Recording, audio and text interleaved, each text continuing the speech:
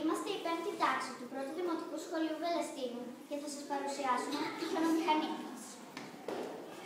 Τα υλικά για τον χιονάνθρωπο είναι 2 μεγάλα μπαλόνια, σπάγκο, γκοφρέ, αλεύρι, νερό και ασημένιο σπρέι. Φουσκώνουμε τα μπαλόνια και τα δένουμε με σπάγκο σαν κουβάρι. Ανακατεύουμε σε ένα κουβά αλεύρι με νερό. Αφαιρούμε τα μπαλόνια για να μείνει μόνο σπάγκος. Έπειτα, κρεμάμε το σπάγκο σε μια γωνία και το στεγνώσει. Μετά, βάφουμε με ασημή σπρέι.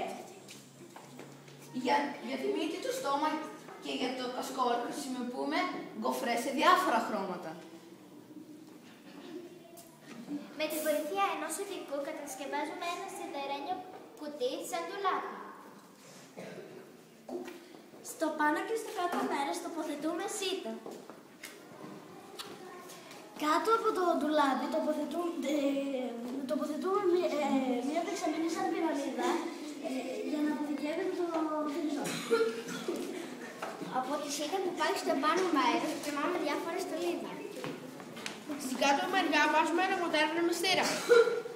Σε σύρμα τυλίγουμε ένα φεγγάρι και το τυλίγουμε με αλουμινόχαρτο. Περνάμε σιδεροδά τα τζάμια. Βάζουμε αλουμινόχαρτο στο πάνω μέρος για να φέρει το φεντζό. Από εκεί πάνω. Ακούστηκε.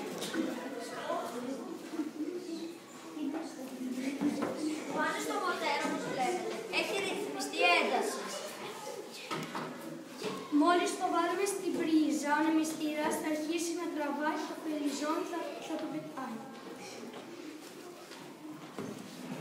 Και τώρα θα σας δείξουμε πώς λειτουργεί.